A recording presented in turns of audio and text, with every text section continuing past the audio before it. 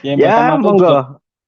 ada channel Gimana? juga Bang Tovan. Cuman kan kalau Mbak Tama itu kan arahnya kayak sejarah-sejarah gitu loh, kayak candi-candi gitu, kayak Oke, oke, heeh. kayak Riset, mo Sabdo Palon gitu-gitu. mohon izin kan, Bang Emba. Itu literasinya Bang Emba Tama dan risetnya Bang Emba Tama sendiri atau gimana? Itu beberapa ada yang video asli saya gabungin sama video saya ngambil dari YouTube.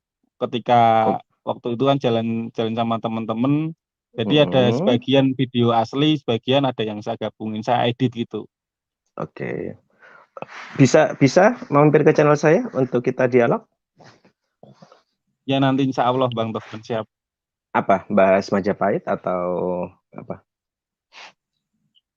Jangan Cuman Majapahit Mbak dong. Tama, Nanti kita nggak bisa move on. Jangan. Jangan Majapahit. Apalagi putri saya tuh bahaya gitu. Mbak PM, Mbak PM. Wah, Iya. Mbak PM baik loh, Mbak PM baik loh ya, baik baik itu, baik, baik. baik itu semuanya. Situ. Karena saya Baik. juga bergerak karena saya juga bergerak di sejarah juga, Bang Embatama. Sekiranya Bang Embatama punya pemikiran sendiri tentang sejarah, ya kita bisa berkolaborasi, bisa diskusi. Situ. Iya. Cuman Karena ya juga, itu, gimana? cuman ya itu Bang Tovan, apa namanya memang Mbak Tama masih belum menguasai sih, masih apa namanya kalau Mbak Tama sih mempelajari sejarah itu kan nggak satu referensi gitu ya, paling enggak Mm, 3 atau 4 gitu. Lah terkadang nanti oke. bisa bisa apa namanya bisa menyimpulkan lah gitu. Jadi Mm, arahnya masih mempelajari, maksudnya masih belum begitu paham gitu loh. Ya baru sedikit lah Yang pertama, gitu-gitu. hmm. pertama. Hmm. Boleh ngasih nggak? Saya Bisa nggak pertama? Gimana Bang? Bisa ngasih bisa ngasih saran nggak? Silahkan. Nah, itu kalau kamu mau bedah tentang sejarah, kenapa nggak sejarah terdekat kamu yang kamu bedah dulu itu loh. Contoh Sunan Kuning itu kan bisa sejarahnya kamu bongkar. Kenapa dinamakan Sunan Kuning? Kenapa sejarah itu ada di situ kan? Bisa. Iya. Ini saran ya Bang ya. Berarti bisa oke, dipakai bisa enggak ya? oke. Ya, Berarti kok berarti ketawa? mungkin ya Sunan Kuning ya. Sunan Kuning ya Sunan apa to Bang Batose? Loh, itu kan ada peradab, ada apa ya? Ada kan sisi sejarahnya, walaupun dikatakan itu ada sisi negatif atau sisi positif. Toh nyatanya faktanya ada itu. Itu Iya. yang di mana itu Sunan Kudus? Di Mataram, Kesultanan Mataram. Enggak, Di yang di Semarang. Semarang. Di Semarang, Semarang. Yang Di namanya Raden Mas Garendi. kalau namanya itu siapa ya? Aku agak lupa ya Bang Dovan ya. Itu pokoknya lokasinya itu di Semarang Barat. Saya punya catatannya tentang Raden Mas Garendi.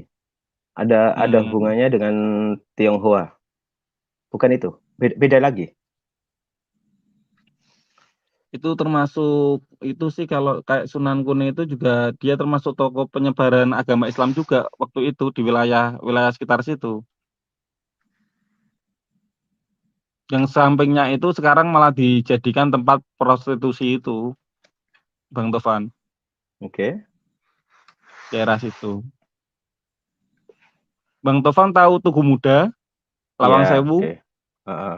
lah daerah situ. Nggak jauh dari situ ya paling 15 menit lah sama makam Sunan Kuning itu, daerah situ.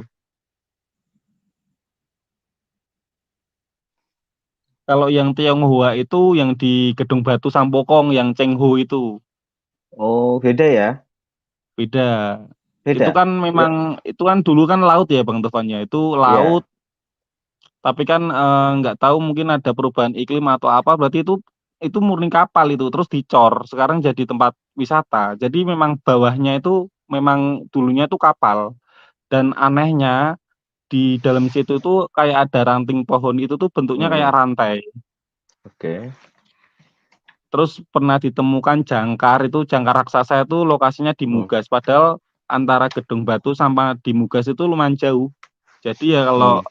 Mbak Tama berandai-andai ya mungkin kala itu ya kapal pesiarnya besar itu waktu itu. Dia pedagang itu dulu. Dan Cengho sendiri itu udah apa namanya beragamanya udah Muslim kala itu. Kalau Mbak Tama membaca sejarahnya itu. Hmm. Kalau Sunan Kuning yang di Semarang itu Syekh Zainuddin itu. Jujur saya lupa namanya Bang Novan kalau yang itu. Soalnya jarang ke sana. Yang di catatan saya itu yang Mataram kuno di Amangkurat 3. Mas Garendi, tokoh Mataram yang melawan VOC dari Tionghoa. Yang Mataram yang Semarang ya. Iya, Semarang. Semarang itu masuk di sejarah Islam. Syekh Iya, Zainuddin. Ada Syekh Syekh Zainuddin, beda. Bukan apa itu Sunan Kuning? Ada Syekh Zainuddin. Makamnya tuh di situ cuman ada satu sih Bang Tovan, cuman nggak tahu namanya siapa. Di patoknya sih ada namanya, cuman lupa ya Mbak Tama. Soalnya jarang ke situ juga sih. Soalnya sekarang tuh dijadikan tempat itu, lokalisasi itu. Di sampingnya makamnya itu sekarang jadi prostitusi online gitu. Jadi jarang ke situ. Itu Nanti gimana sih? malah Itu sih prostitusi itu mengandung apa sih, ritualkah atau apakah gitu? ya Ada kayak nggak sih? tempat-tempat ya kayak Hanya tempat-tempat kayak ya. ya kayak kali judo gitu tuh Bang Batu saya. Cuman masih Oh, besar di kali judo. berarti bukan bagian dari ritual kan, bukan gitu ya? Bukan. Ini lokalisasi ya? Ya lokalisasi. Dan itu lokasinya di sampingnya persis, di sampingnya makam di situ. Soalnya saya nggak pernah ke situ, takutnya gini Bang Tovan, nggak nyampe di Sunan Kuningnya. Takutnya Paham. itu Bang. Saya langsung ketawa. Pertama, kamu coba diinget-inget dulu, barangkali kamu lupa gitu loh. Lah iya, aku naik ke sana malah baru nyampe gang 2 berhenti maybe Bang Batu saya.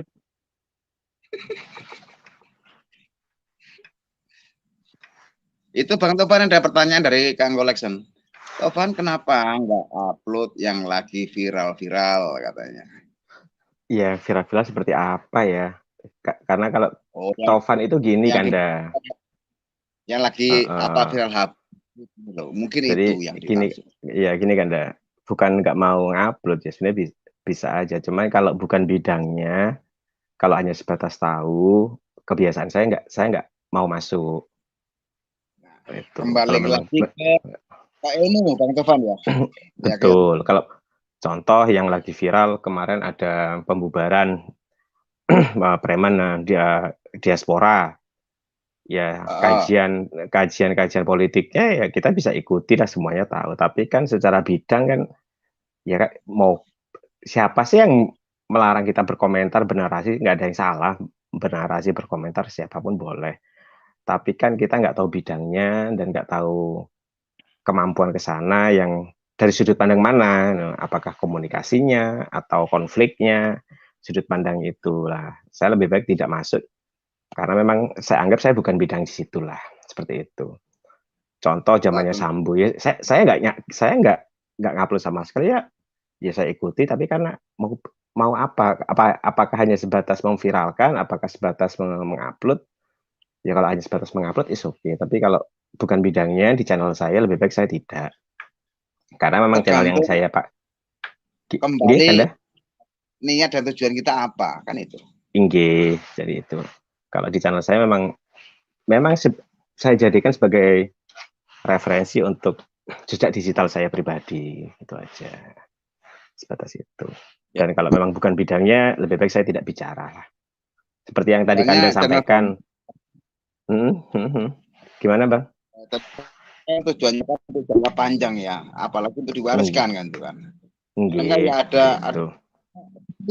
pikir mateng-mateng lah, ini layak apa enggak, ini nanti gimana kan itu harusnya. Bukan hanya mengejar itu. Bukan hanya mengejar jam tayang atau apa, enggak. Siapa sih yang nggak mau uang, siapa sih? semua mau lah kan gitu. Tapi kan Jadi mengalir gitu aja ya Bang Tovan ya. iya, lebih kepada bidangnya aja sih. Saya lebih kepada bidang. Di channel saya juga ada sejarah, Bang Embatama. Sehingga, oh sejarah. Nah, karena memang saya tahu dan saya memang ada di bidang itu, maka saya langsung nyambung ke Bang Embatama kan saya langsung mereaksi. Karena memang saya juga bergelut di sejarah. Sehingga saya Iya. langsung cek di file saya, oh ternyata Sunan Kuning yang di Semarang saya nggak punya, nggak tahu, nggak dapat data itu, nggak pernah tahu. Tapi kalau Iya. yang Tionghoa, saya punya yang Tionghoa di Amangkurat 3. Sehingga saya langsung tahu gitu. Kalau yang Semarang saya nggak tahu di sana. Ya, Gitu kalau di Mas Semarang itu kan Garendi. kayak apa namanya, kalau di Semarang itu kayak sejarah kayak Sunan Kalijaga di sana itu yang apa terkenal di sana itu kan waktu cari kayu buat bangun Masjid Agung Demak itu kan memang ada di Gua Kreo itu waktu itu. Jadi Nggih, nggih, ada petilasannya lah di sana. nggih. Gitu. Dan saya suka berdialog dengan teman-teman baru, Kanda Batosai, Kang Embatama. Suka berdialog, maksudnya, oh saat kemarin saya pernah mendengar Bang Batosai aktif di organisasi ini. Meskipun di dekat saya tuh banyak teman-teman yang loreng kuning, orange, saya punya banyak teman-teman juga kan. Tapi saya bisa berdialog dengan Kanda Batosai jika dari versi yang berbeda seperti itu. Saya kan bisa, saya bisa diskusi dengan Embatama jika ada sesuatu ngomong sejarah yang saya nggak tahu atau apa, kita bisa diskusi. Nah, itu yang Iya. lebih kepada memang passion ya, ngomongin passion atau memang yang saya kuasai. Kalau yang enggak, ya lebih baik nggak bicara lah. Betul. Seperti pertanyaannya Kanda Basote tadi tentang hukum. Ya saya akan menjawab sesuai yang umum aja. Secara teknis ya silakan tanya lawyer, tanya jaksa, tanya penegak hukum yang lebih paham kan gitu. Cuman ya itu Bang Tovan tadi, Bang Bato saya udah kena skakmat itu. Dia nggak tahu tempat ganti kostum yang tadi itu dia nggak tahu tuh nyampe sekarang. Makanya kan nanti kan kalau dia apa namanya udah tahu kan, harapan saya kan mau ngasih tahu ke saya gitu loh. Jadi saya nggak kaget gitu loh. Tahu jalannya lah, belinya di mana gantinya gitu loh. Dan berapa harganya gitu. Itu kena skakmat dia belum nggak bisa jawab dia tuh. Nanti tunggu WA aja. Iya, Mbak, mohon izin menjawab Bang Collection. Iya, kalau isu-isu tentang bullying, kekerasan seksual, Bang Collection juga dalam kapasitas saya, karena saya juga dalam bidang itu, dalam bidang apa namanya penanganan itu ya, tentang bullying, kekerasan seksual pada peserta didik, pada masyarakat dan semuanya. Memang saya bergerak di situ dan itu saya bahas juga. Jika ada itu ya saya menjadikan contoh, tapi tidak secara vulgar mencontohkan di daerah ini saya bahas, enggak. Biasanya saya umum kejadian di desa A, kabupaten B, saya gabungkan menjadi sebuah konteks bersama. Tidak menjustis satu isu. Saya tidak menjadi satu isu, enggak. Kasuistik langsung secara global. Udah contoh di pesantren dulu ada kejadian ini, ya saya akan membahas secara umum aja. Oknum-oknum itu sana membatasinya di situ. Sudah. Terima kasih Bang Collection sarannya ya.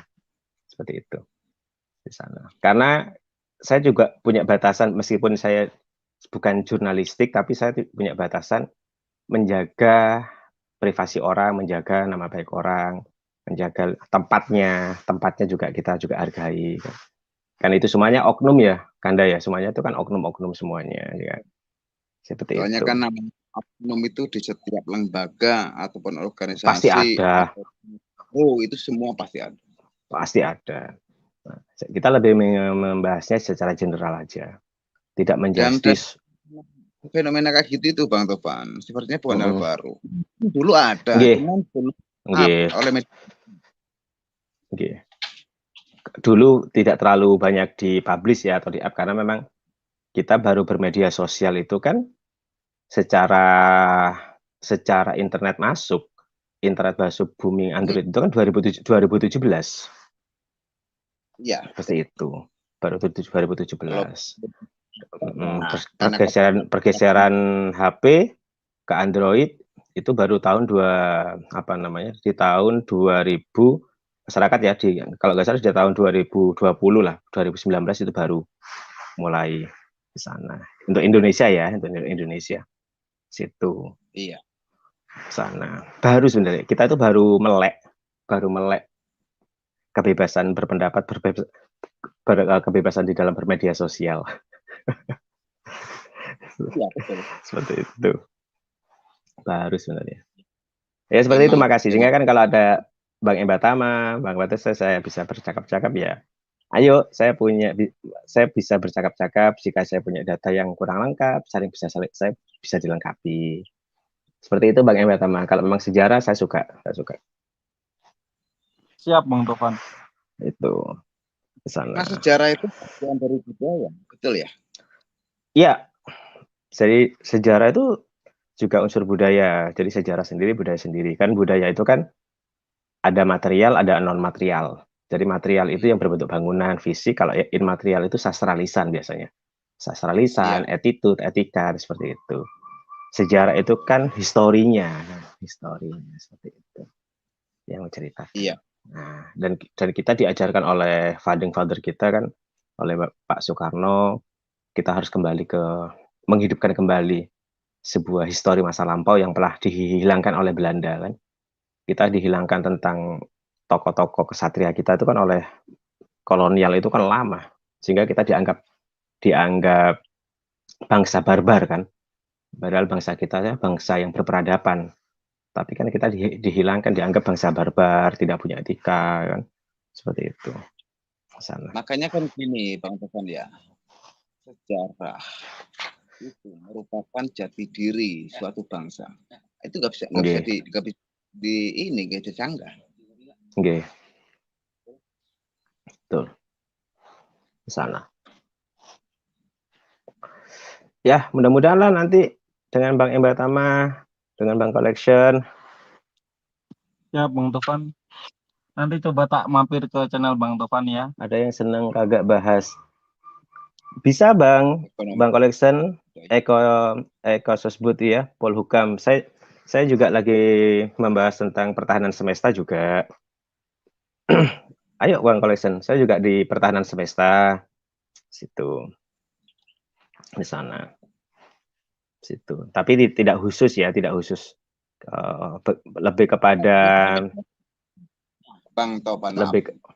Iya gimana, Kanda? Pertahanan semesta itu lebih detailnya gimana? Jadi itu agenda Kementerian Pertahanan hari ini. Jadi seluruh warga negara atau bangsa itu adalah menjadi pagarnya negara. Jadi semua ikut andil dalam sebuah wawasan kebangsaan, nasionalisme tinggi. Jadi memang tidak mengangkat senjata, tapi ikut andil dalam mempertahankannya. Salah satunya memberantas hoaks, memberikan channel-channel edukasi. Nah, maka itu juga menjadi simbol-simbol pertahanan. Berarti jiwa-jiwa patriot ya, itu ya. Iya, tidak harus mengangkat senjata, tetapi Kanda Batu saya punya channel, Bang Emba Tama punya channel. Mendeklarkan ini juga menjadi sebuah pertahanan. Situ. Termasuk salah satunya adalah Kayolah, saya nggak nyangka, saya nggak punya prediksi kok Bang Tovan mau hadir, mau naik. Iya, ini kejutan, ini perdana bagi saya, ini spesial. Perdana. Terima kasih tuh Bang. Itu sana. Seperti itu Kanda. Jadi kita kan dulu sering diajarkan itu. Memang secara Indonesia belum mewajibkan warga negara menjadi wajib militer. Tetapi saat kita dipanggil untuk bicara nasionalisme ya dengan bidang kita masing-masing kita akan selalu mengcounter sesuatu yang bisa menjadikan pecah belah bangsa itu sendiri lah, kita menjadi pagar itu sendiri di sana. Tapi kalau menyikapi komen dari Kang Collection, ini saya naikkan nih. Bang Tovan pernah sejarah Darmo Gandul dan Ramalan Jayabaya atau yang lebih tua dan menarik. Ini kalau ini ranahnya kan ke spiritual nih ya. Salah nggak ini kalau saya arahkan ini ke spiritual? Tidak. Spiritual itu kan hanya value-nya, hanya substansi yang di luar itu. Karena saya juga meneliti tentang lintrik, Kanda. Tahu lintrik? Lintrik, Tahu lintrik nggak? Lintrik, kartu lintrik. kartu lintrik. Kartu Mungkin saya tahu cuma ceki. Kartu ceki. kartu kucing. Ceki, ya yang hijau. Kan Yang kebiasaannya kecil ya? orang kita itu betul, yang hijau hitam. Ya. Nah, saya juga meneliti tentang itu. Kan itu kan biasa untuk dibuat para spiritual untuk membaca karakter orang, untuk urusan percintaan biasanya kan, umumnya kan, pemikat ya. Nah, saya meneliti itu. Saya meneliti budaya itu sebagai warisan leluhur tentang kesepuhan manusia. Saya tidak bicara mistiknya, tetapi bahwa sebelum psikolog, sebelum konselor itu ada, bahwa orang tua kita itu kalau mau tanam pari, ada masalah yang didatangi orang sepuh. Orang sepuh itu apakah punya keahlian menggunakan itu atau tidak? Saya nggak melihat itu sebagai sesuatu yang haram atau mistik, saya nggak melihat. Tetapi itu sebagai alat untuk pemberian solusi kepada masyarakat. Saya melakukan riset itu. Tahun ini ini saya melakukan riset itu dan udah selesai. Di kartu itu, lintrik itu apa? Ada filosofinya gitu, Bang Tosan? Iya, ada. Jadi setiap kartu itu ada namanya. Setiap kartu punya karakter, setiap kartu punya bacaan yang berbeda setiap orang. Jadi sebelumnya disclaimer, ada dua substansi dalam permainan kartu itu. Pertama, kartu sebagai alat baca untuk memberikan solusi membaca orang. Yang kedua adalah kalau bukan tarot kan? Kenapa? Bukan kartu tarot kan? Bukan. Kartu ceki. Yang kecil. Betul, yang ceki. Ya. Betul. Betul, warnanya hijau hitam. Ya. Biasanya untuk permainan kan, untuk permainan orang-orang kalau jaga-jaga apa itu ya. Jadi, itu kan biasa dipakai oleh spiritual, itu kan untuk memikat orang. Nah, saya melakukan riset itu. Saya membagi dua, kartu sebagai alat baca media. Yang kedua, kalau bahasa Jawanya nandangi, menggarap. Menggarap itu sudah berbau mistik. Nah, yang mistik ini saya nggak masuk. Kalau yang mistik saya nggak masuk. Karena memang itu saya nggak bisa masuk, karena memang itu mungkin privasi dan semuanya. Karena nggak bisa dilogikakan kan mistik itu ya, saya nggak mau masuk. Tapi yang lintrik sebagai alat baca, saya melakukan riset itu. Bagaimana penggunaannya, bagaimana ritualnya yang diyakini, ya saya melakukan riset itu. Kemarin sudah selesai, tinggal penyempurnaan pembanding dengan daerah lain. Saya bicara itu. Tapi bisa dapat ambil kesimpulannya di situ. Dari hasil kesimpulannya seperti apa? Ya, hasilnya bisa disimpulkan. Bisa. Jadi kesimpulannya gini, karena tadi kan karena bidang saya di budaya dan sejarah, bahwa anggaplah Bang Kanda Batose dan Mbak Tama bahwa 30 tahun yang lalu orang kalau stres kira-kira datang ke dokter atau ke psikolog kalau orang dulu. 30 tahun yang lalu udah. 30 tahun yang lalu orang stres, saya anggap datang, kita ambil umur yang terdekat umur kita. 30 tahun yang lalu orang stres, orang bingung, yang didatangi psikolog, konselor, atau ustadz, atau dukun, atau spiritual, atau orang sepuh. Kalau 30 tahun yang lalu ya banyak kan, ya kalau enggak ke orang spiritual, sepuh ya ke dukun. Nah, itu yang saya tertarik ya. Pasti yang didatangi orang sepuh. Saya nggak melihat itu dia beragama, saya nggak melihat itu haram, syirik, saya nggak melihat itu. Tapi kan fenomenanya 30 tahun yang lalu bahwa masyarakat kita kalau ada masalah yang didatangi orang sepuh. Orang sepuh itu orang yang dianggap lebih bijaksana. Lebih bijaksana memberikan solusi dan saran. Mulai menghitung hari perkawinan, tanaman, masalah dan semuanya. Apakah dan alatnya berbeda-beda, Kanda. Ada yang menggunakan kartu ceki. Ya, ada yang menggunakan kartu ceki. Ada menggunakan hitungan Jawa. Seperti yang punya koleksi yang tadi sampaikan, Ada yang menggunakan hitungan Jawa. Hitungan Jawa itu aksara 20 dan aksara 30.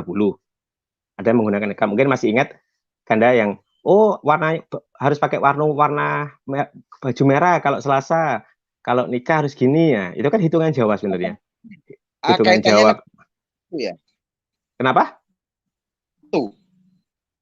Ya, pasaran ya, pasaran. Pasaran, hari pasaran atau hari pasaran. Hari kelahiran. Betul. Nah, itu kan ilmu dari Joko Tole yang dari Bang Collection sampaikan.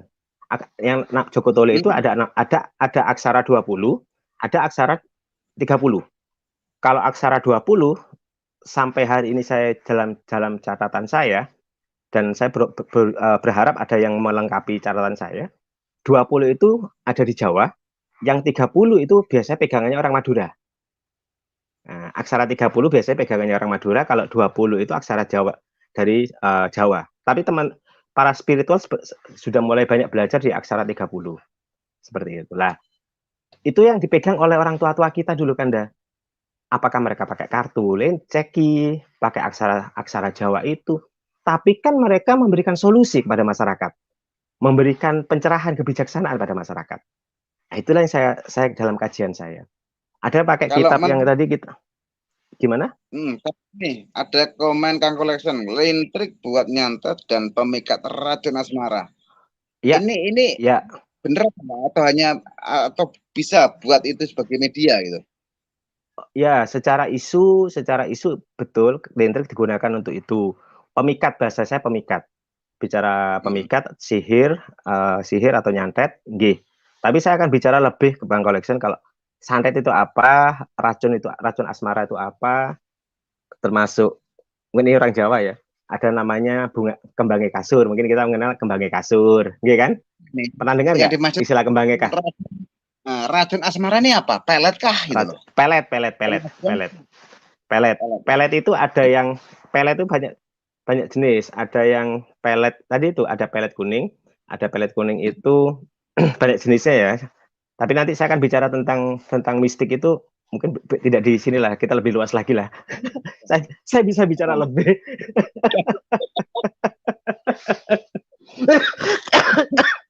Ada waktunya. Kalau bicara tentang itu nanti. Ya kan. Karena ya kalau di logika ya nggak masuk logika kan gitu, Bang Topan. Iya. Betul. Gitu. Jadi disclaimer jadi gini. Disclaimer. Saya bukan tidak percaya sihir. Saya percaya sihir. Saya ulangi, saya bukan tidak percaya sihir, saya percaya sihir. Percaya banget sihir itu. Apalagi menyangkut kayak keyakinan agama saya, sihir itu ada. Ya, tetapi hari ini sekiranya ada 10 orang yang mengaku bisa sihir, saya bandingkan 1:100. Berarti 1 asli, 99 tidak. Yang asli nggak bakalan keluar. Yang asli nggak bakalan keluar. Betul. Jadi saya percaya sihir ada. Jadi kalau dibandingkan 1:100 ya yang 99 itu palsu lah. Yang 1 asli. Kayak karena gitu, gini. Lu tuh rame Bang. Tentang tongkat komando. Ya, banyak dulu di media sosial itu rame. Orang-orang yang mengklaim mewarisi tongkat komando Bung Karno. Lah, yang asli sekarang kalau yang mengklaim lebih dari 100. Lah, ini kan palsu semua jadinya. Saya juga punya, tapi sudah saya taruh di museum kampus. Ya, iya, kayu-kayu. Banyak yang klaim kayak gitu kan. Ya, saya anggap itu miniatur lah ya. Orang cuma 1 lah. Kalau yang mengklaim 100 orang, ini kan jadinya kan jadi pengen ketawa. Betul. Itu. Yang asli itu diem. Yang asli itu diem malah. Betul. Itu Bang Collection. Tahu, lintrik pegangannya Germo, ya. Memang diidentikan pegangannya Germo. Rata-rata yang pegang memang Germo, nggih. Banyak diidentikan dengan Germo, iya. Karena kartu tadi lintrik itu saya mungkin 30 tahun yang lalu itu. Sampai sekarang belum lagi. Boleh saya ambil punya saya? Boleh Kang, buat memori, buat mengingat lagi. Lintrik Oke, itu. bentar ya. Saya tutup kamera dulu ya, saya tak ngambil ya. Siap. Yang pertama, ngerti gak Mbak Tama? Kartu lintrik itu Mbak Tama. Pertama. Mbak Tama kayak gitu. Collection. Ini Bang, ini koleksi saya. Nah, ini kartu lintrik. Browsing aja bisa lah, browsing aja banyak lah ini. Ya. Nah, ya itu bener baru inget ya, betul itu. Nah, ini kan situ. Dan saat saya melakukan riset, nah, saya nggak hafal namanya. Saya catat di belakang ini nama-namanya. Ini ada tulisan tangan ini. Ada kelihatan nggak tulisan tangan saya? Saya nggak hafal, saya tulis di belakang nama-nama ini dan saya catat di tulisan saya yang lain. Nah, itu jadi ini salah satu alat aja ya, salah satu alat yang digunakan orang-orang sepuh kita dalam memberikan kebijaksanaan pada masyarakat. Seperti itu. Di sana. Seperti itu sih Kanda. Seperti itu. Iya. Udah apa ya? 30 tahunan lah saya nggak lihat kartu itu, Bang Topan. Kalau domino itu kan hampir setiap hari ngeliat gitu loh orang domino itu gitu loh. Domino juga menjadi alat, Bang. Saya menemukan orang spiritual menggunakan kartu domino juga sebagai alat spiritual. Saya menemukan kartu remi biasanya dipakai, kartu ceki dipakai. Saya menemukan domino juga dipakai. Saya pernah bertemu orang spiritual yang menggunakan kartu domino juga. Situ. Nah, ini ada pertanyaan dari Kang Collection. Menurut Bang Tovan, hoax apa kagak harta karun Soekarno? Sampai hari ini karena kita berbicara fakta dan data, sampai hari ini saya belum bisa mengatakan itu asli atau sesuatu kebenaran. Saya anggap itu masih hoax lah. Masih hoax. Iya, soalnya isu ya, hanya isu. Iya, isu aja. Apakah nanti ada pembenaran ya? Mudah-mudahan sumbernya valid. Sampai hari ini saya belum mendapatkan informasi itu. Contoh gini, Kanda, Batosai, Kanda Ebatama dan Bang Collection dan semuanya. Tahu nggak namanya Syekh Siti Jenar? Ya. Saya membaca buku Syekh Siti Jenar. Saya mendengar dongeng. Saya mengikuti cerita storytellingnya itu di salah satu radio dari tokoh budayawan.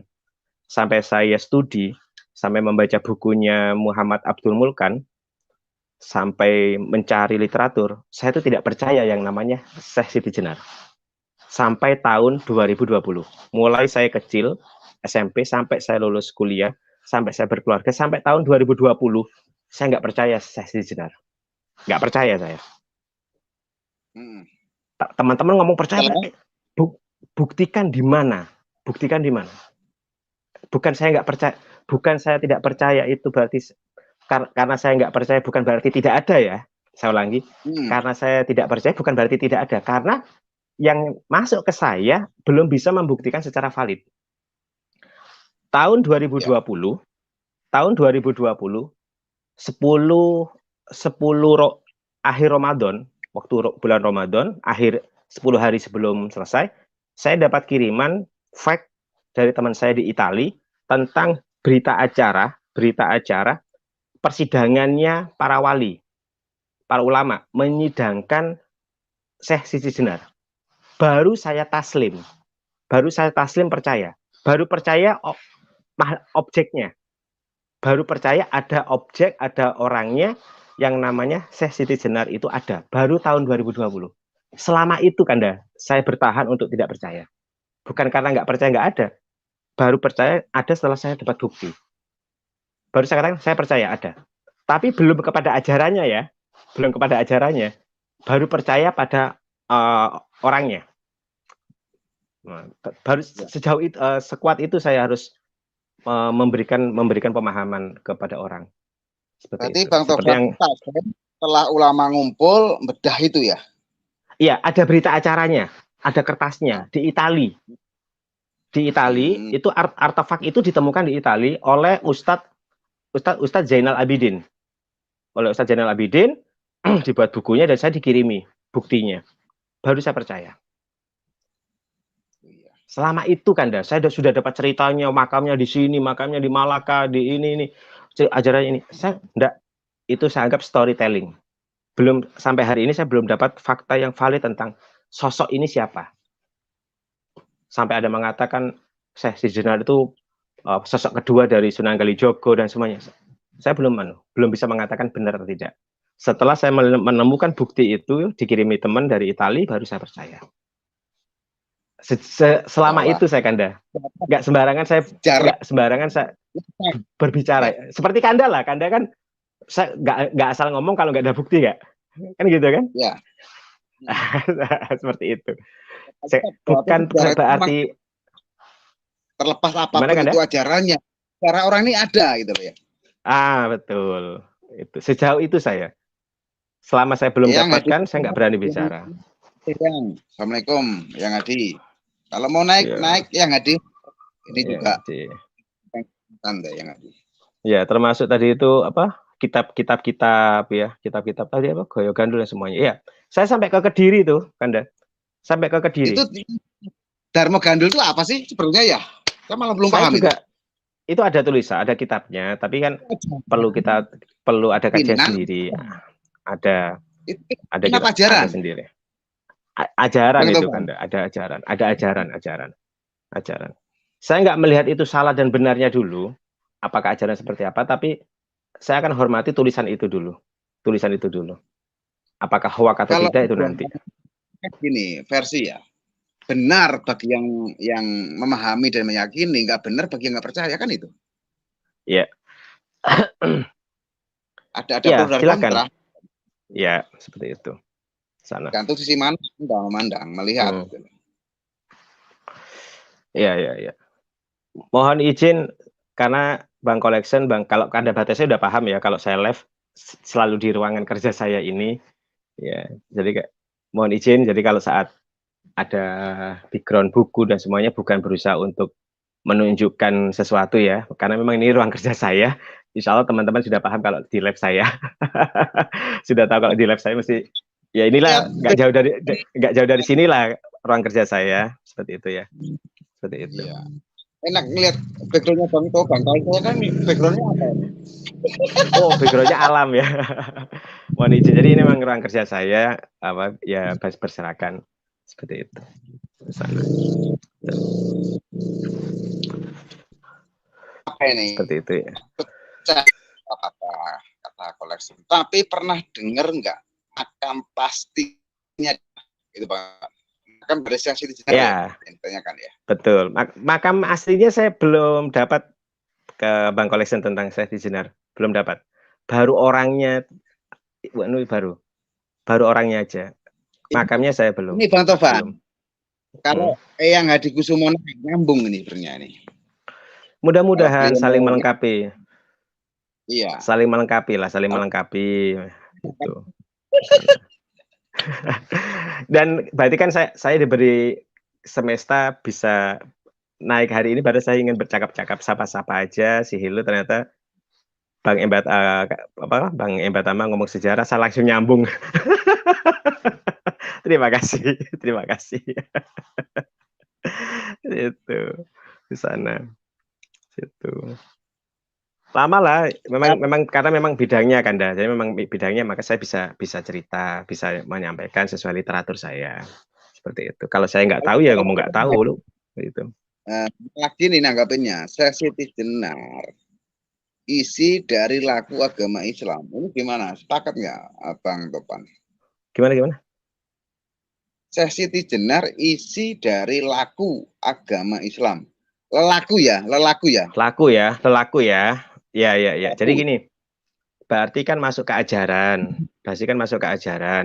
Maka saya laku ya masih ajaran. Saya nggak berani mengatakan itu karena nanti bisa punya sudut pandang berbeda-beda di dalam memaknai makna ihsan. Betul nggak? Iya. Yang kan kajian ihsan itu ya, kajian ihsan itu kan beda lagi. Kalau Maka biarkan ini terlalu dalam ini ya, terlalu dalam gitu loh, Bang Tovan. terlalu Ya kan? dalam. Sehingga biarkan yang memang praktisi-praktisi di bidang itu ya, praktisi-praktisi di bidang itu yang masuk ke ajarannya. Saya lebih baik ke historinya, memahami itu semuanya situ. Lebih ke sana aja. Kalau ke lakunya saya enggak ke sana ya. Situ. Biarkan yang memang ahlinya di bidang itu. Collection ini bertanya apa ngasih teka-teki ini?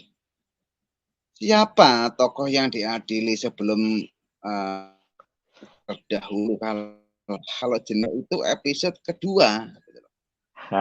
Betul. Nggak mungkin. Ya, nah, itu juga panjang juga. Jadi gini, jadi siapa Wali Songo itu apakah dalam satu masa atau pada masa yang berbeda? Itu pertanyaannya. Bila itu sudah ada literaturnya. Wali Songo itu apakah sebuah ulama yang dalam satu masa atau berbeda-beda? Sehingga Wali Songo itu kan sebenarnya kan kalau dalam literatur itu adalah sebuah siklus seperti MUI, Kanda, seperti MUI. Jadi pada generasi ini ada Wali Songonya, generasi kedua ada Wali Songonya, generasi ketiga ada Wali Songonya. Nah, seperti itu. Tidak pada betul, tidak pada fase yang sama, tidak dalam waktu yang sama. Wali Songo itu. Coba mulai Syekh Maulana Malik Ibrahim, Sunan Muria, Sunan Kudus, semua. Coba batasan tanggal tahun waktunya, kan berbeda-beda. Situ. Rentan waktu ada. Rentan ya waktu. Makanya kan itu, gini, ada narasi, ada pandang, dua versi atau sudut pandang yang berbeda yang mengatakan kalau Wali Songo itu hanya organisasi, tapi ada orang yang Wali Songo itu sosok. Kan ada dua sudut pandang di sini. Betul. Sama-sama benar. Wali Songo sosok iya. Wali Songo sosok inggih. Organisasi iya, tapi Wali Songo itu yang mana? Yang pada waktu yang sama, pada fase yang sama siapa saja? Nah, itu. Salah satunya ada di Atlas Wali Songo. Buku Atlas Wali Songo. Salah satunya. Tapi kalau dalam sejarah atau kita nonton film Bang Tovan ya. Kan Iya. Ngumpul kan, Wali Songo itu ngumpul dalam ngumpul. Gimana? Nah, maka kita hari ini kan bisa kritik sejarah kan. Dalam ilmu sejarah itu ada kritik sejarah. Mungkin hari itu datanya kurang lengkap sehingga dianggap kumpul. Hari ini kita bisa melakukan kritik sejarah. Oh, dulu mungkin benar. Sekarang karena ditemukan artefak buku dan literatur yang lebih bisa dipercaya dan lebih baru, maka bisa kita mengkritik sejarah masa lalu. Ternyata nggak seperti itu. Nah, pembanding. Jadi kita bisa melakukan pembanding terhadap riset-riset itu. Bisa kita rubah. Contoh gini, Kanda. Juga ini menjadi perdebatan. Dan ini sudah booming di Dirjen Kebudayaan. Kerajaan Sriwijaya. Kita nyebutnya itu kan Kerajaan Sriwijaya. Kalau Tovan, dalam pendekatan literaturnya Tovan dan teman-teman, itu saya nyebutnya bukan kerajaan. Itu tempat pendidikan kuliahnya anak raja. Sriwijaya itu. Jadi disebutnya apa? Padepokan, tempat kuliahnya anak raja yang mau menjadi raja. Semua anak raja itu dikirim ke sana untuk belajar, kuliah lah, pendidikan. Sebelum menjadi anak, itu ditempatkan di Sriwijaya. Dan setiap anak raja itu pasti membawa pasukan. Kumpul di situ, maka sebuah komunitas besar itu berniaga, bertransaksi sampai ke Timur Tengah, zamannya Utsmani. Kita tarik sampai ke Utsmani. Ada transaksi dan ada surat menyurat. Sriwijaya dan di Turki Utsmani itu. Ada surat menyurat di situ. Tetapi Sriwijaya sendiri bukan kerajaan, tapi tempat kumpulnya anak raja yang sekolah. Ya, sehingga itu pernah disampaikan dalam forum di Dinas Kebudayaan, termasuk budayawan almarhum budayawan Betawi, siapa namanya ya, budayawan Betawi yang tua, gondrong, dia menyampaikan itu bukan kerajaan, betul, karena dia mengambil risetnya. Sinten? Ridwan Saidi. Ya, Betawi. Beliau menyampaikan itu di forum dan para profesor-profesor pendidikan itu sudah semuanya menolak. Ya kita buktikan. Yang melakukan penelitian itu namanya Wenry. Yang melakukan riset itu Wenry. Dan itu sudah masuk ke Himar Farid. Himar Farid itu Dirjen Kebudayaan. Dan itu sudah masuk bukunya. Sudah masuk. Sudah ada. Nah, berarti itu kan dulu kita mengatakan Sriwijaya sebagai kerajaan is okay, iya. Tapi ada penelitian terbaru, versi terbaru dan temuan terbaru yang itulah. Itu namanya kritik sejarah, boleh pembanding. Sehingga kita mengambil yang terbaru, fakta yang terdekat, fakta yang lebih konkret. Nah, tinggal para sejarawan, para budayawan. Kalau Sriwijaya itu kalau ada penemuan baru itu bukan kerajaan, berarti sejarah saya dulu salah, Bang Tovan. Iya, salah. Betul sama. Ya sama lah, salah. Sama aja gini Kanda, sama ya gini. Kanda kalau ngajari putra-putri Kanda ngomong pelajaran hari ini, nggak sama dengan otak saya. Karena di LKS sama yang diajarin guru sama yang riset yang saya dapatkan itu beda. Oh ini harusnya enggak. Ya mereka dapat guru-guru hari ini kan menggunakan LKS yang disusun sehingga menggunakan masih literatur yang lama. Salah nggak ya silakan lah. Tapi kita yang sudah bergerak di riset ya tinggal kita publikasikan. Dan sudah banyak kok yang mempublikasikan. Yang saya kasih contoh tentang itu. Dan boleh berbeda pendapat, boleh seperti kita bermadhab lah ya. Menggunakan teori yang A, teori yang B, teori yang C, silakan. Asal bisa membuktikan buktinya, literaturnya. Bisa membuktikan fakta terdekatnya.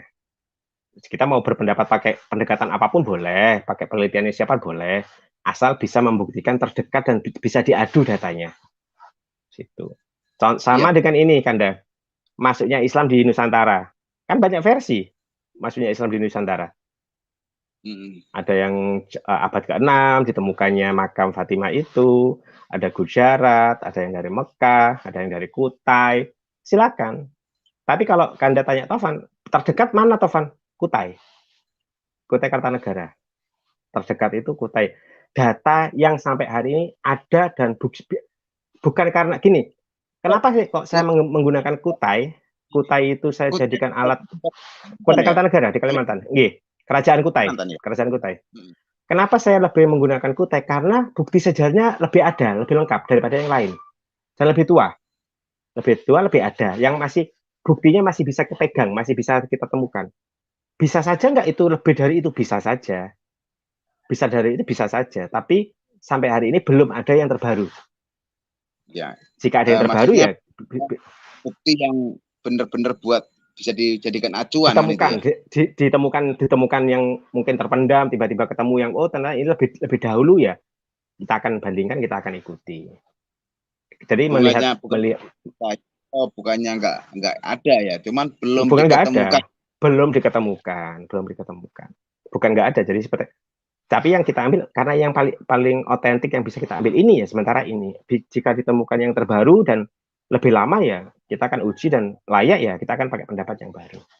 Selama belum ada. Seperti yang tadi ngomong Citizener tadi itu sih sebenarnya kan. Seperti itu.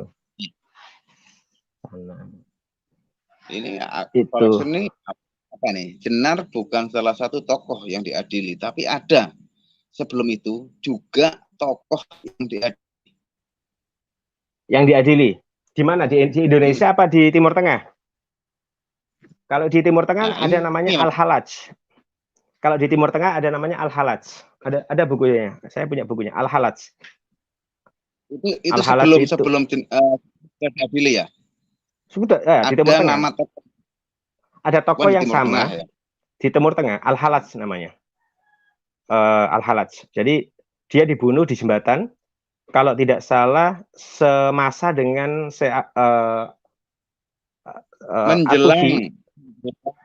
menjelang coba off-cam dulu. On-cam dirasa nggak apa-apa. Nanti kalau di off-cam nggak apa-apa. Coba on-cam dulu. Gimana, maaf. Ini ada tamu di teras. Cuman coba on-cam. Nanti kalau dia di room nggak apa-apa. Jelas di teras on-cam coba. Bentar aja. Itulah ya. Jadi di Timur Tengah itu ada semasa dengan ulama At-Tufi sama Al-Ghazali yang dibunuh di jembatan nggak salah. Dibunuh itu maksudnya dieksekusi para ulama, dieksekusi para ulama. Seperti itu. Ya, ini ada Itu di Timur tamu Tengah. ini. Bang Tovan, yang Hadikusumo nih ya. Mohon maaf ya Kanda, mohon maaf Kanda Batose, Bang Embatama, dengan saya hadir kok malah bahas ini saya. Enggak apa-apa, ini kan hanya sharing-sharing aja, Bang Tovan. Iya, mohon maaf. Enggak apa-apa. Kok Assalamualaikum ya Hadi. Ya Hadi, Assalamualaikum. Ya, waalaikumsalam warahmatullahi. Ya, salam kenal dari saya, yang Hadi. Makasih, mohon maaf. Siapa? Kenapa saya suruh on cam ya? Romku ini banyak serang terong. Ayo, monggo yang. Gimana kabar? Monggo yang, monggo yang. Sana menarik ini. Sebenarnya nggak tepat nih ya, karena ganggu channelnya Kanda Batose. Kok bahas tiba-tiba bahas sejarah, bahas ini. Saya sharing. Ya, itu. Pembahasannya menarik ini. Oke. Ya, mohon petunjuk yang jika ada yang data saya yang kurang ya bisa dilengkapi lah. Kita bisa sharing-sharing di sini. Gitu. Di sana. Saya juga masih belajar kok, Mas. Masih banyak belajar. Nggih. Belajarnya dengan siapa? Ya tentu dengan, kalau di YouTube saya itu dengan kalian-kalian. Lo kok bisa dengan kalian-kalian? Ya, karena kalian-kalian adalah ayat-ayat Tuhan. Ya. Yang dibuat secara langsung. Betul. Nggih. Kalau bahasanya Bang Mehmet, jadi ayat-ayat kauniyah. Ya, ayat-ayat kauniyah. Kalau YouTube kalau penutupan selalu saya katakan saya masih baik belajar dengan siapa ya, dengan Bang Tovan yang ngopi ini udah yang siap nggih ya. Channelnya yang Kusuma niku nggih, yang Hadi Kusuma nggih. Ini yang Hadi Kusuma. Jadi saya gini istilah sharing kalian jenengan nggih. Nggih. Kenapa sih tokoh-tokoh ilmuwan, profesor-profesor itu sudah keburu meneliti sejarah-sejarah Mesir, khususnya Timur Tengah, Barat. Kenapa sih enggak meneliti Nusantara ini yang syarat dengan peradaban? Kita melihat dari sebuah situs arkeologi, ada yang jutaan tahun, kemudian yang di bawah Laut Selatan juga jutaan tahun, kemudian benteng yang di Papua juga itu sudah jutaan tahun dan segala macam, belum terkuak kayak gitu. Iya, yang Papua belum, yang Papua belum. Iya, kok kenapa gitu enggak begitu tertarik, padahal analoginya begini. Situs-situs arkeologi Nusantara itu hampir menyebar seluruh dunia. Tapi situs-situs yang di Timur Tengah, di Nusantara nggak ada. Yang di Yunani juga nggak ada. Rusia nggak ada. Di Jepang nggak ada. Kemudian di Cina juga nggak ada. Kalaupun ada, usianya muda. Dan Jawa ini syarat dengan sejarah. Kenapa sih ilmuwan, profesor tidak mau keburu meneliti kemana-mana gitu? Sudah kemana-mana, sudah jauh kemana-mana. Nggih. Nego. Jadi pertanyaan gitu, Mas. Sampun yang. Yang pertama yang, jadi kegundahannya yang sama dengan kegundaannya yang hari ini teman-teman lakukan yang sama kegundahannya. Kenapa kok kita terlambat dan baru sadar harus meneliti punya kita? Pertama yang, jadi kajiannya kenapa kita difasilitasi ini baru 2 periode ini yang oleh Dinas Kebudayaan Bapak Hima Farid. Bapak Hima Farid itu saya manggilnya Bang Fai ya, Bang Fai itu baru lewat Dinas Kebudayaan ini kita bisa berdiskusi tentang Nusantara kembali. Namanya Wangsa Samudra. Kita nyebutnya kita bangsa Wangsa Samudra. Kita kembali membongkar tentang sejarah-sejarah yang pernah ditulis oleh para profesor. Sehingga kenapa kita membuat penelitian baru tentang Sriwijaya itu berbeda dengan yang ditulis masa lampau. Itu kegunaannya yang sampaikan sama. Yang kedua adalah karena memang kita itu baru meneliti ini baru aja yang baru 40 tahun ini yang baru 40 50 tahun ini. Karena apa? Histori kita itu ditutup Belanda, penjajah itu lama.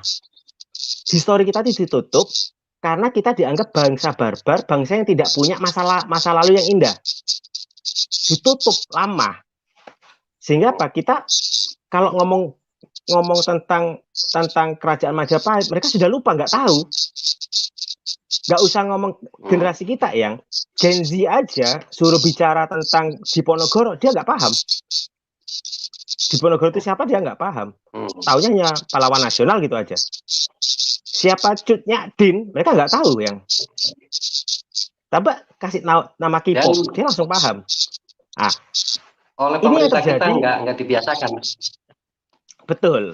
Jadi peradaban kita yang dulu dihilangkan oleh kolonial itu lama. Soekarno berusaha mengambil intisari itu kembali.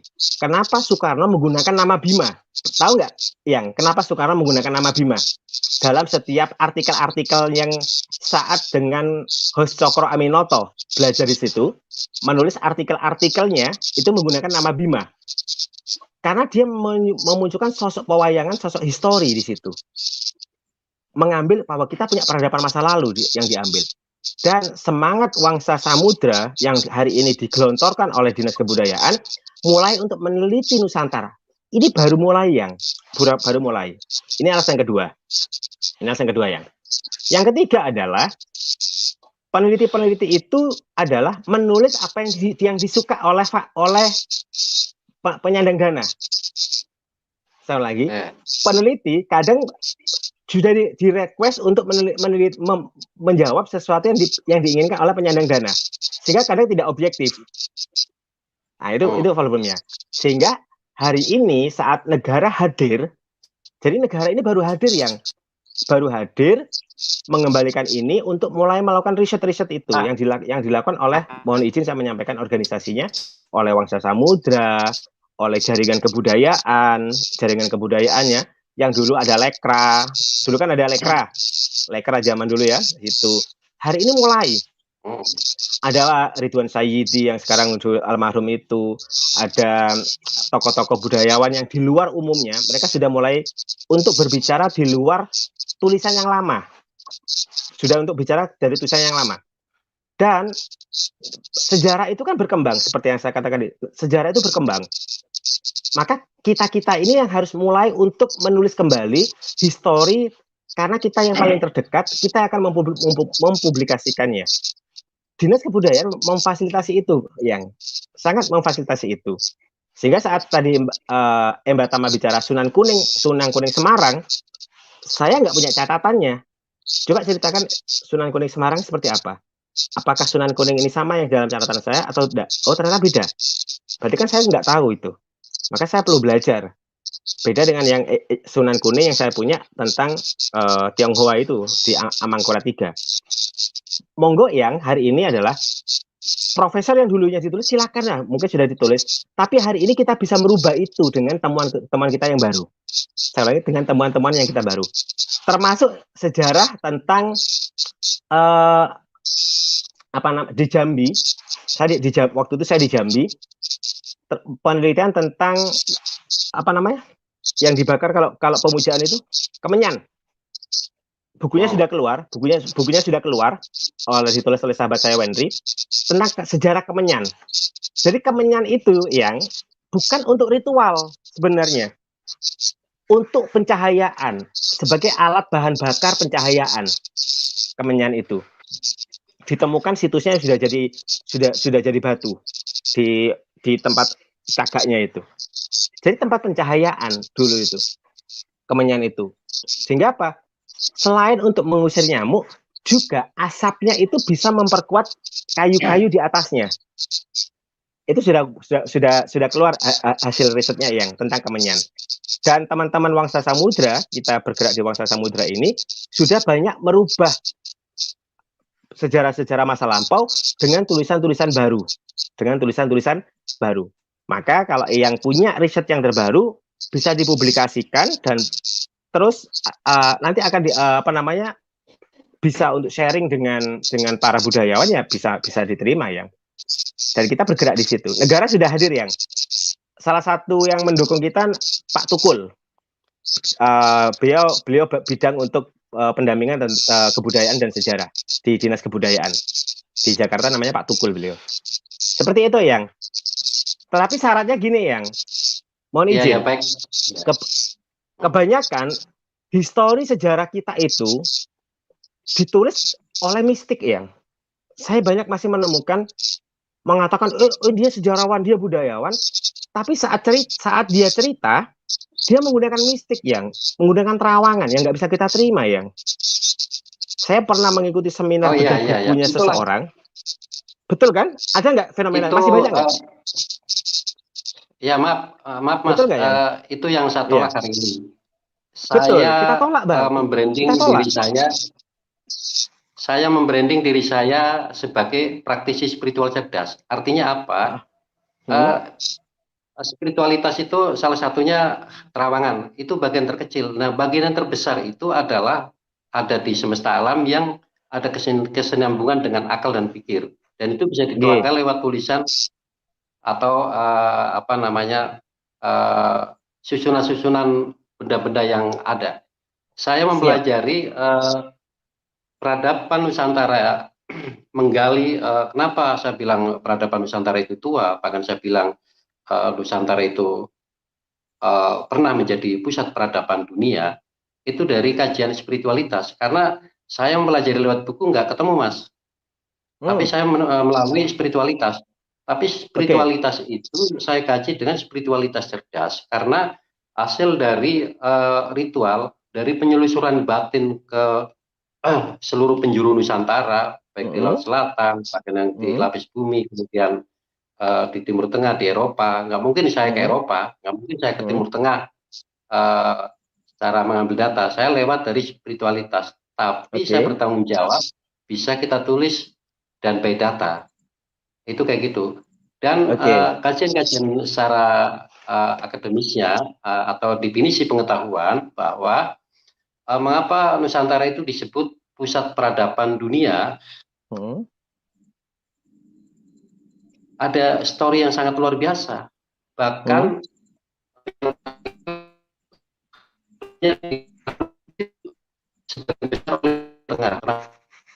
putus yang. Bahkan di Yunani. Oke. Ya, jadi ilmu Nusantara atau sejarah peradaban Nusantara itu diambil contoh di Timur Tengah. Nabi Nuh, saya mempelajari di seluruh dunia itu hanya Nusantara yang mempunyai gunung aktif yang terbanyak, sekitar 127 gunung aktif. Nah, artinya 127 gunung aktif itu tentu ada indukan gunung besar. Nah, yang sekarang tersisa itu gunung kecil, termasuk Aristoteles, Plato dan segala macam mengatakan bahwa Nusantara ini adalah Atlantis yang hilang. Nah, kita ini Pulau Jawa, Sumatera, kemudian Kalimantan, Sulawesi dan lain sebagainya, seterusnya, itu awalnya permukaan dasar laut. Nah, gunung besarnya, Gunung Agungnya itu meletus. Nah, itu tak pelajari lewat spiritual. Karena kalau lewat tulisan belum ada tulisannya, Mas. Belum ada tulisannya. Nah, dari kajian spiritualitas itu saya rangkai, saya sambung-sambungkan dengan akademisi, saya rangkai, ketemu bahwa Nusantara itu dulu satu daratan. Satu daratan. Dengan Gunung Agung itu meletus, kemudian terpecah. Nah, di situ dulu ada peradaban namanya Nabi Nuh yang pernah terjadi. Itu di kita, Mas, bukan di Timur Tengah. Lu kok bisa-bisanya Nabi Nuh itu ada di Timur Tengah? Story-nya seperti apa nggak ketemu? Yang ketemu di kita. Ya. Nah, sisa peradaban itu yang jutaan tahun itu masih tersisa di dasaran pantai selatan, pantai Laut Samudra Jawa. Itu masih ada, sisa-sisanya masih ada. Bahkan benteng-benteng yang tingginya 30 meter, kemudian bentangannya sampai 100 kilo lebih yang tersisa. Itu bukti. Itu seperti itu. Maka saya aneh aja. Jadi saya itu netral aja, Mas. Saya menganggap bahwa peradaban Nusantara ini baik dicuri, banyak diklaim, termasuk Bima ada Sampun 1900 Masehi sudah ada peradaban wayang. Di Timur Tengah masih bung liwang-liwung, di Eropa masih bung liwang-liwung. Itu 1500 tahun sebelum Masehi itu sudah ada peradaban seni budaya wayang yang menceritakan puluhan ribu yang lalu masa silam. Dan itu juga dicontek. Kita ini keren, Mas. Hanya saja saya sering mengatakan bahwa orang Indonesia itu bodoh absolut karena tidak mau belajar. Tapi genetika unggulan. Lu kok bisa Nusantara genetika unggulan? Iya, karena referensi-referensi di dunia itu mengadopsi dari Nusantara. Banyak contoh yang bisa yang kita pertanggungjawabkan. Nah, maka seiring waktu ada penjajahan, ada Portugis, ada Inggris, ada Jepang, ada Belanda dan lain sebagainya. Nah, salah satunya penjajah-penjajah itu menghilangkan kitab-kitab sejarah kuno Nusantara, wabil khusus Jawa. Ya. Sebagian besar disita, sebagian besar dibakar. Kebetulan saya punya kakek dulu usianya sekitar 140. Beliau cerita karena masih mengalami tentang penjajahan Belanda Jepang. Itu kitab-kitab itu dibakar. Dan sebagian disita. Nah, yang disita itu diadopsi oleh Yahudi, diadopsi oleh Barat, diadopsi oleh Timur. Saya yakin, Mas, Al-Quran kalau diverifikasi, yakin berbalik arah kepada Nusantara. Kalau diverifikasi ya, sejarah itu ada Nusantara, termasuk Nabi Khidir. Kok bisa-bisanya Nabi Khidir menjaga laut yang sedikit? Kita seperempatnya dunia, wilayah 35 daratan, 65 lautan. Nggak mungkin Nabi Khidir ditugaskan menjaga laut yang sedikit, cuma selat saja. Pasti di kita dong logikanya. Iya. Dan nenek moyang orang Nusantara itu adalah seorang pelaut. Nabi Nuh itu seorang pelaut. Kok kenapa ada di Al-Quran itu? Nah itulah. Sampai saat ini adanya pernasapan dan lain sebagainya, klaim. Karena orang kita ini nggak peduli, bukan. Maka kebodohan itu absolut karena tidak mau belajar. Dan saya tidak punya kawan, tidak punya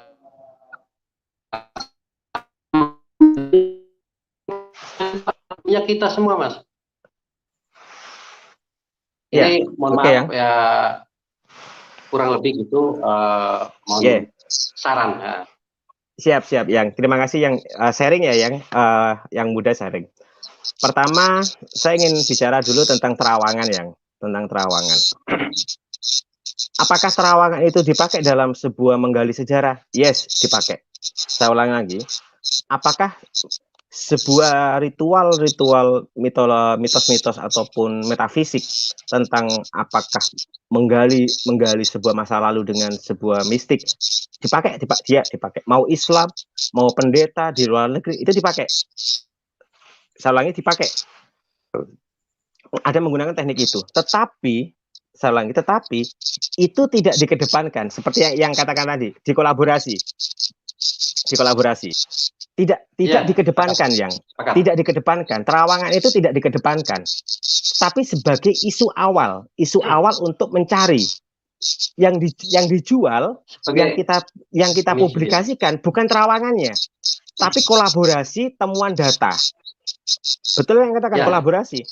Data yang terdekat yang bisa kita riset, oke, di sini, tapi sampai kita menemukan bukti material, bukti immaterial, sampai kita menemukan itu. baru bukti ini yang kita sampaikan dalam sebuah riset. Bukan terawangannya yang. Terawangan itu hanyalah konsumsi pribadi kita, konsumsi untuk mencari data awal. Betul yang ya? Nah, di situ.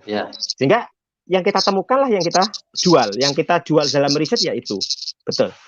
Yang kedua adalah yang apakah peradaban itu seperti yang kita adakan, Nabi Nuh, Nabi Khidir, semuanya. Saya tidak berani berpersepsi atau hari ini diskusi sejauh mana. Tetapi selama riset itu bisa kita buktikan dengan literatur, dengan bukti dan semuanya, is okay. Itu adalah sudut pandang yang berbeda. Sama dengan salah satu tokoh yang mengatakan Nabi Sulaiman itu ya Borobudur. Pernah dengar yang? Borobudur adalah sebuah peradabannya Sulaiman. Pernah dengar ya? Nah, ya, tapi saya menolak itu, Mas. Saya menolak kalau saya pribadi juga ada kan juga ada yang berpendapat seperti itu. Ya. Apakah benar apa tidak? Saya hanya mengatakan selama analisa dalam menulis sejarah, pembuktiannya itu adalah bisa kita terima sesuai dengan kerangka ilmiah dan pembuktiannya, silakan. Menjadi persepsi-persepsi berbeda dalam setiap sejarawan. Sejarawan A menggunakan pendekatannya is okay. Contoh tadi yang mengatakan Nabi Nuh ada di Indo dan semuanya is okay. Selama kita melihatnya secara objektif, bukti-bukti yang bisa kita buktikan, nggak ada masalah. Perbedaan dalam sebuah hasil riset nggak ada problem, asalkan bisa kita secara fakta dan data kita bisa membuktikan itu dan bisa dipertanggungjawabkan. Sesederhana itu kan yang betul ya? Sederhana itu. Dan iya, betul. Ayo kita yang hari ini sebagai generasi, hari ini kita punya anak cucu, kita punya generasi seperti yang saya sampaikan tadi, yang bicara Diponegoro aja mereka nggak kenal, bicara Cut Nyadin aja mereka nggak kenal, bicara tentang bahasanya Kanda Batose, sejarah daerahnya saja dia nggak tahu, sejarah terdekatnya aja dia nggak tahu, kayak gitu kan? Nah, ayo kita bersama-sama bahasanya nguri-nguri budaya ya, nguri-nguri budaya dan sejarah di sekitar kita.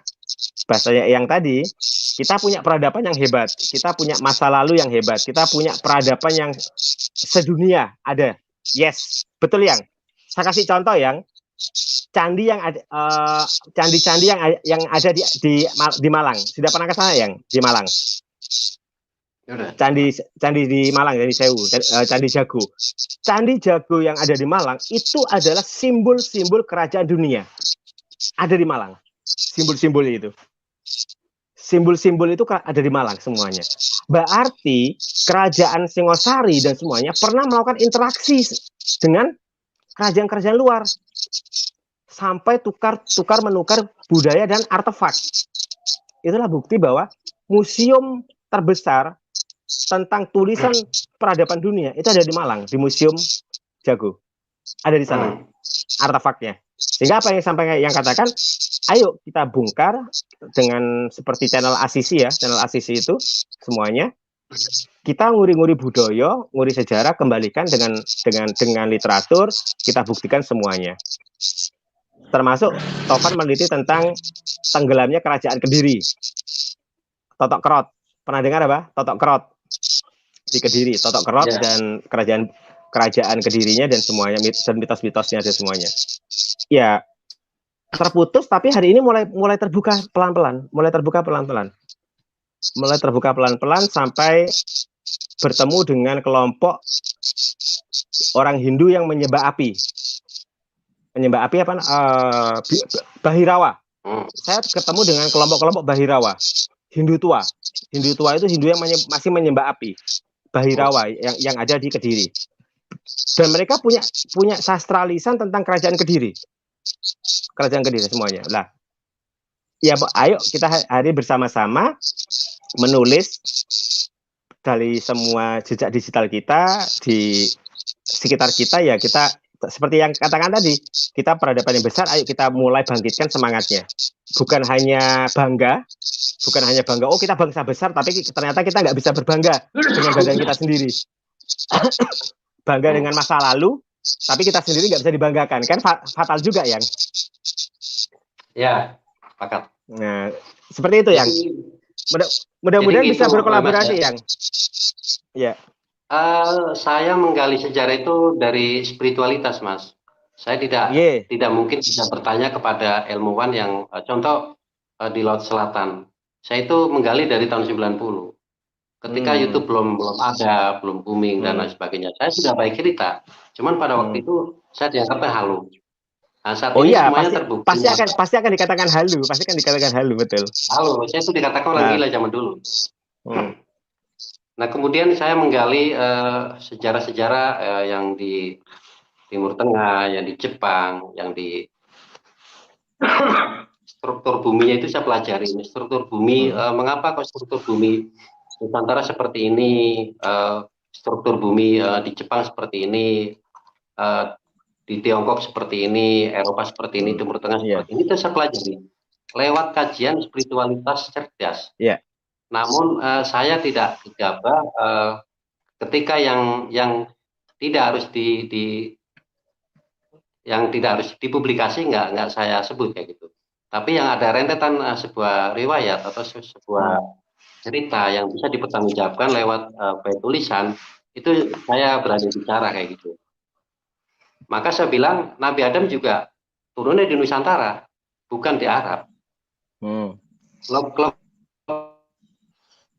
Ini baru logika ya, baru logika saja. Kalau Nabi Adam diturunkan di sana mau makan apa? Boleh tanya nggak? Boleh bertanya nggak, Bang Tovan, Kak yang Adi? Ya. Ya. Terkait tadi yang apa ya? Saya mempelajari bahwa Nabi Adam itu,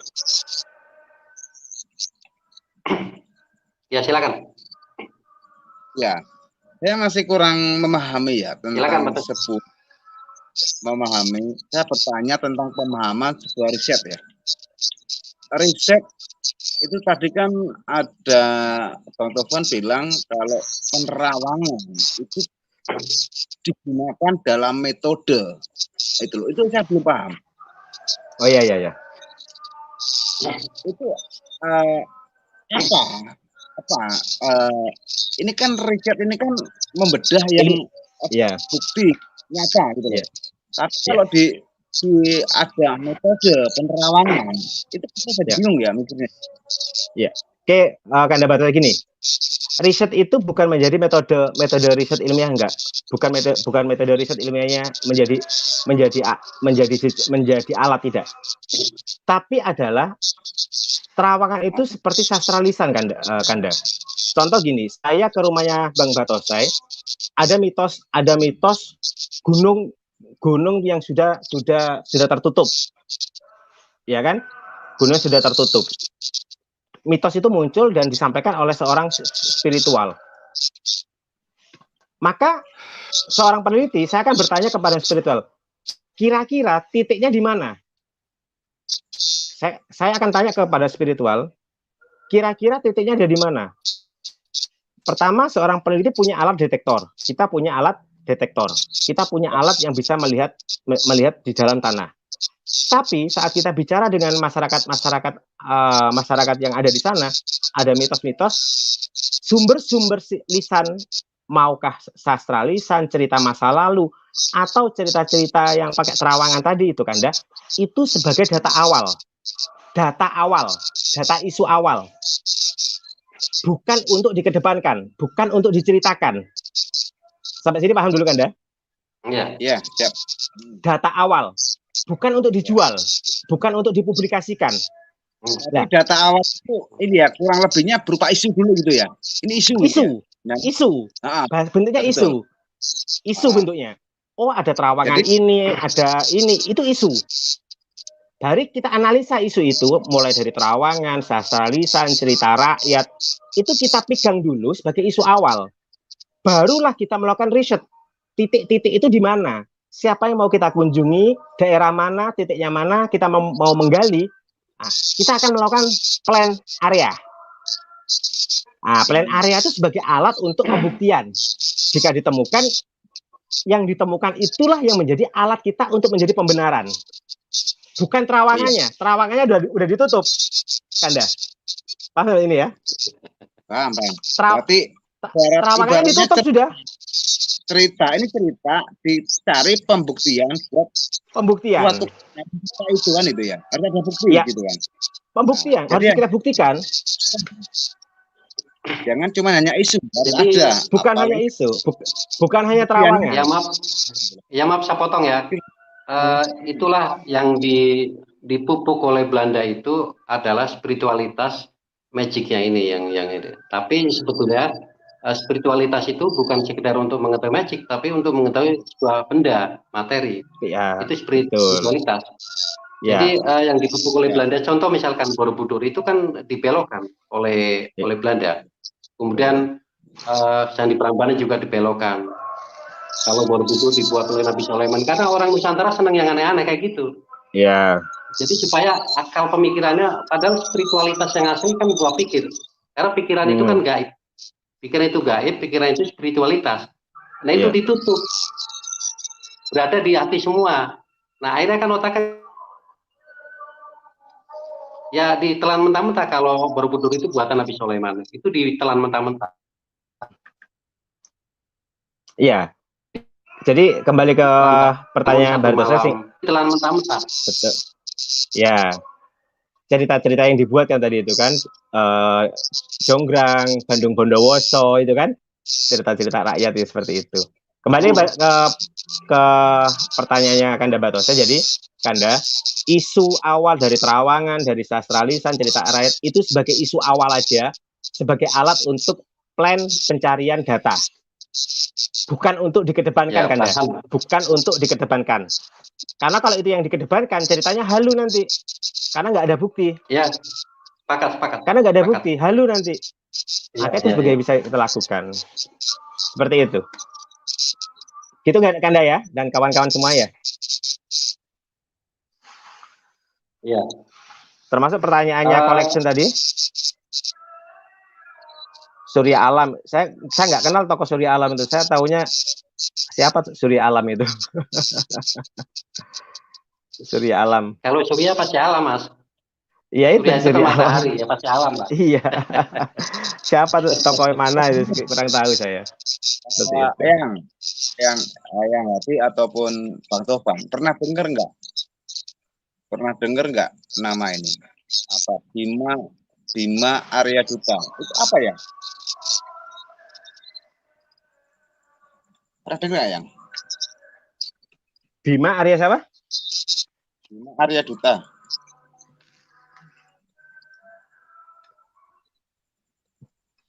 Kalau kajian spiritual, saya tuh ingat nama pernah dikasih apa ya? Itu saya nggak bingung. Dikasih suruh nebak dari Ratu Adil gitu. Saya nggak paham ini. Itu ada ya saya ingat saya itu ada itu namanya tuh apa ya? Ya mungkin nggak lengkap ya, cuman ada 3 nama ini Bima Arya Duta.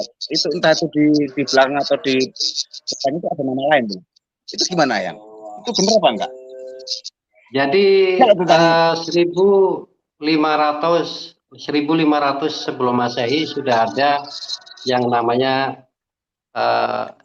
nilai seni, yaitu wayang. Jadi semua yang gelar sejarah di Jawa itu mengacu kepada wayang, karena wayang itu menceritakan tentang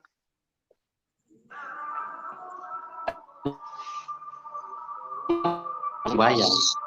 Kita ini sudah punya kitab sejarah cerita dunia itu di wayang, di secara tulisan beber.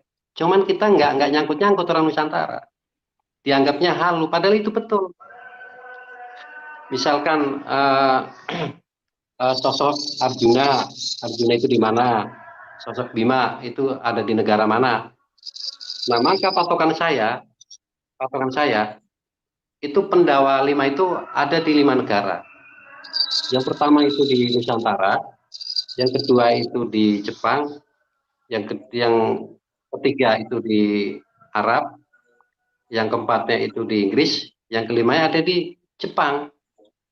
Nah, 5 rangkaian itu disebutnya Pendawa 5 yang selalu mengobarkan cari kedamaian, mengobarkan istilahnya keselamatan lil alamin, memberi kabar keselamatan. Itu kayak gitu Pak saya kalau menurut saya gitu. Iya, Nah, maka makanya saya bertanya itu karena emang nggak memahami gitu lah yang.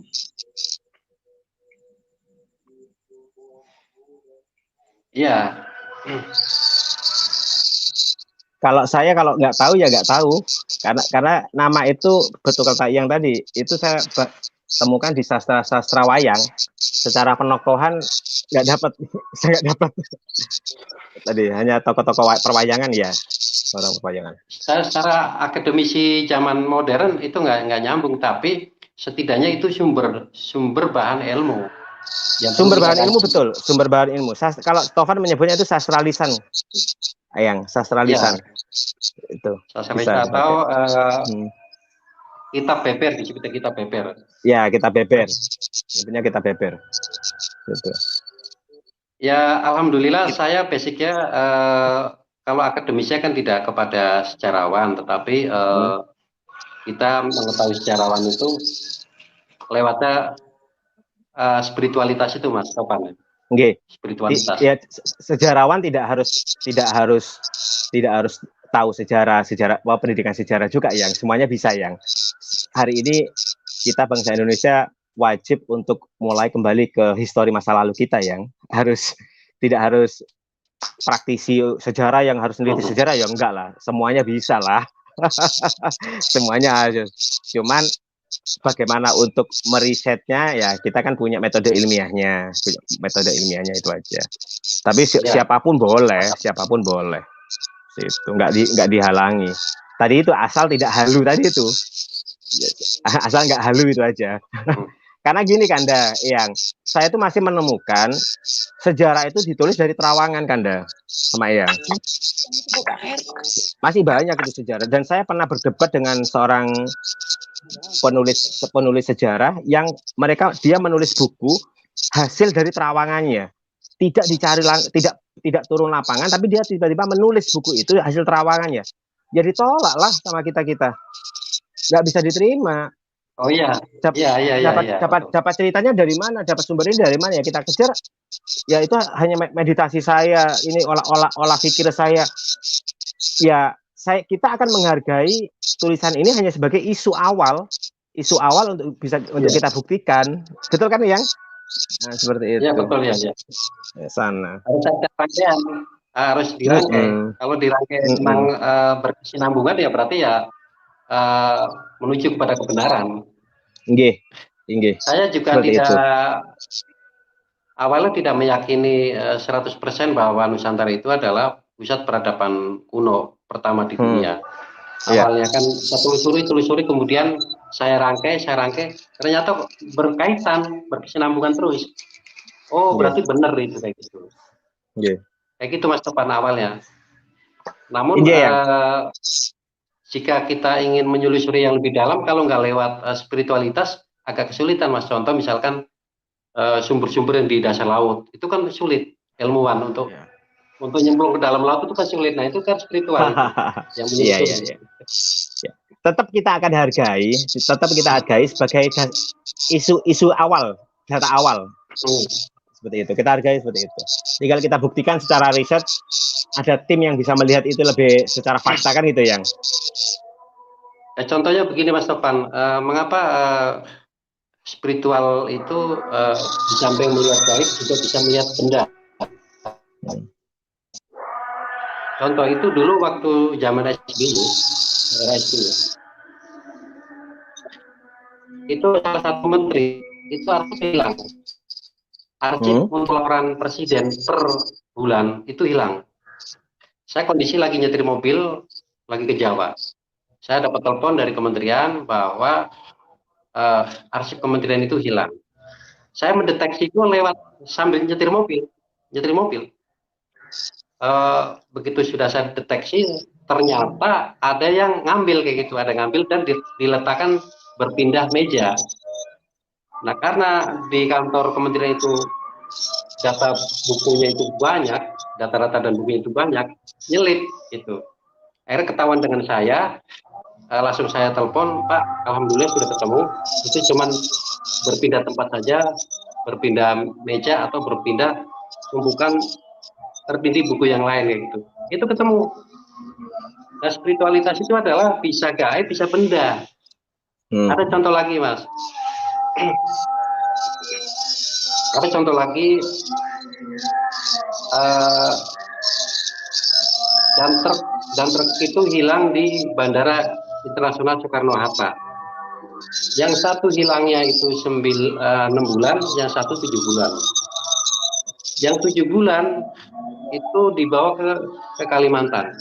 Sudah dipretelin. Anggaplah itu saya menjawab itu halu karena sudah dipretelin kan gitu. Tapi yang 6 bulan ini mobilnya berada di Surabaya. Di Surabaya kota, titiknya saya kasih tahu.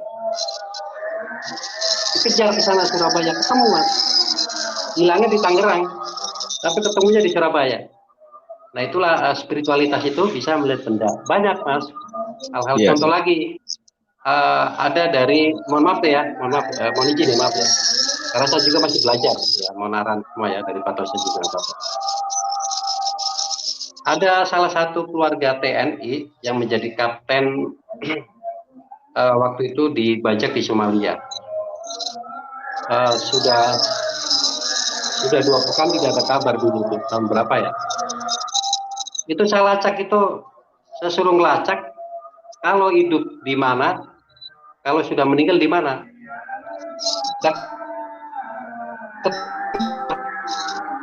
Pada waktu itu mayatnya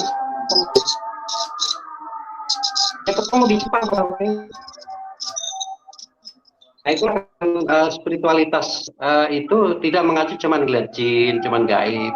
Nah cuma rekan-rekan di Nusantara itu tidak mau berkembang sehingga kelihatan monoton dan menurut akademis itu bodoh kayak gitu.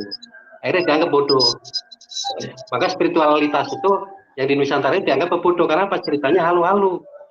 Maka saya membranding diri saya bahwa saya adalah praktisi spiritual cerdas. Itu gitu. Maka saya menolak kalau spiritual itu bodoh. Saya menolak.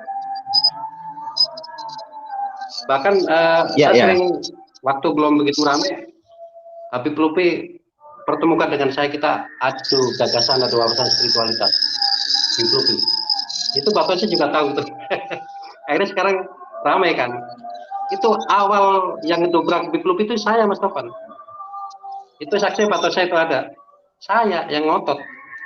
Yang ngotot mau adu gagasan, adu ilmu spiritualitas, enggak apa-apa saya. Dan Anda jangan melihat saya itu siapa, anggaplah saya itu orang kampung. Tapi saya memberanikan diri karena saya paham dengan Anda kayak gitu. Dengan Pak Lupi, Habib Lupi. Itu gitu Mas Topan. Jadi maka saya selalu mengajarkan spiritualitas itu yang pertama batin, yang kedua adalah buah pikir. Nah, pikiran ini kan gaib Mas. Pikiran ini gaib.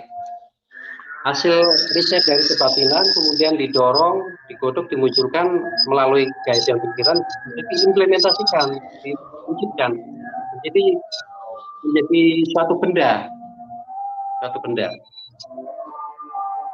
Itu kayak gitu Mas. Maka saya lagi mencari seperti Mas Topan untuk kolaborasi, ngobrol, sharing-sharing aja lah, karena saya juga masih banyak kekurangan Mas. Ya, yang mudah belajar, yang mudah belajar, yang mudah belajar, yang mudah harus belajar. Insya Allah, mudah-mudahan bisa berkolaborasi yang, mudah-mudahan gitu. Kanda, mohon izin dan terima kasih. Di tempat saya sudah subuh, saya mau berangkat. Dan terima kasih Kanda diperkenankan mampir, dan alhamdulillah kenal Bang Batosai, selama bercakap-cakap Bang Embatama, dan hari ini dengan Eyang. Salam hormat Eyang. Salam hormat dari saya. Terima kasih, mudah-mudahan bisa berkolaborasi yang nantinya. Mudah-mudahan bisa sharing-sharing lagi, dan insya Allah saya berkunjung lah nanti ke channelnya Eyang dan semuanya. Mudah-mudahan menjadi keberkahan untuk kita, keberkahan yang mudah, dapat lebih untuk bicara amin. Kebangsaan dan Nusantara lebih baik untuk kita bersama. Gitu Yang ya? Ya, terima kasih Bang Toba. Ya, amin, sepakat. Terima kasih ya, Kanda, Eyang, Terima sukses kasih. semuanya. Yo, sama-sama ya.